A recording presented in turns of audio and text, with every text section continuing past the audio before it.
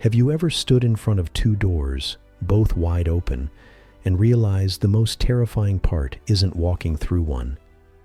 It's knowing that you alone must choose, that no one's coming to make the decision for you. Not your parents, not your teachers, not even God. That's Jean-Paul Sartre's philosophy in one brutal sentence. Man is condemned to be free.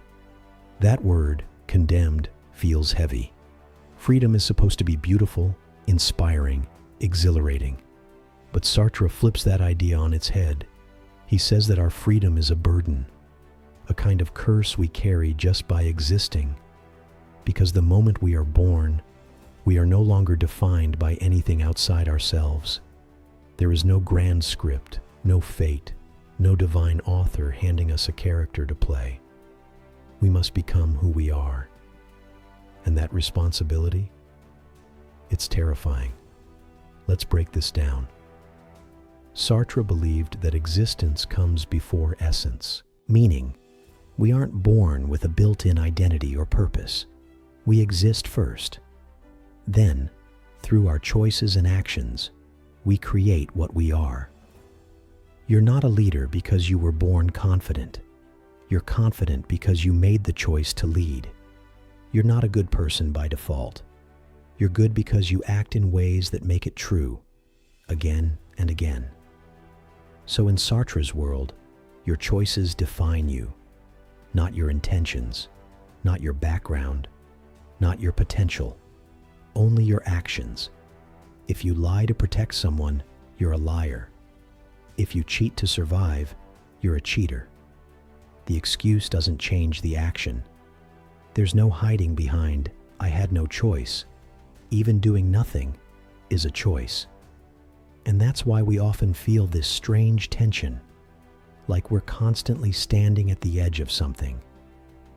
We sense the pressure of freedom, of having to make decisions that will shape who we become. Sartre called this feeling anguish, not because we're afraid of failure, but because we're aware, on some level, that the weight of our freedom is real. And with that freedom comes full responsibility for everything we do. Let me pause here for a moment. What's a time in your life when you felt that exact weight? A moment where you knew no one else could choose for you, and the outcome rested fully in your hands? Share it in the comments. Whether it turned out good or bad, those moments shape us more than we realize. Now, here's another layer to Sartre's thinking. He believed that when you make a choice, you aren't just choosing for yourself. You're choosing for all of humanity. That's right. Every time you choose honesty, or cruelty, or generosity, you're not only saying, "This is who I want to be," you're also saying, "This is what I believe a person should be." So your actions send a message, whether you intend them to or not. It might sound dramatic, but think about it. We're always watching each other. We imitate, we follow, we adopt behavior. We're influenced by what others around us normalize. So when you act, you set an example, even if it's silent. And that brings us to one of Sartre's most powerful concepts, bad faith.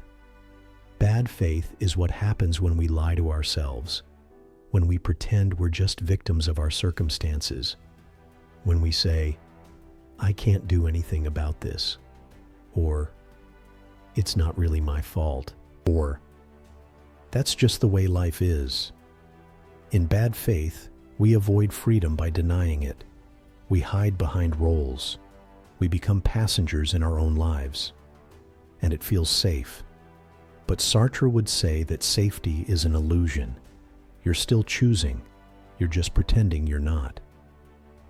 So what does it look like to live in good faith? It means facing the truth of your freedom and acting with full awareness of what that means. It means taking responsibility for your life, even when it's uncomfortable, even when it means stepping away from what's easy, expected, or socially acceptable. It means asking hard questions, Is this job really me? Is this relationship something I'm truly choosing, or just something I've settled into? Are my beliefs really mine, or ones I never questioned? Living in good faith means choosing with your eyes open, even when it's hard. Even when we feel lost, the power to choose remains. And that's both the burden and the beauty. You can drift through life, or you can wake up and face the truth. There is no path until you walk it, no meaning until you give it one. You are condemned to be free, but in that freedom, you can become someone truly your own. If this made you pause, if you're drawn to deeper truths and quiet strength, then you're in the right place. Like, subscribe, and keep exploring with us. See you in the next one.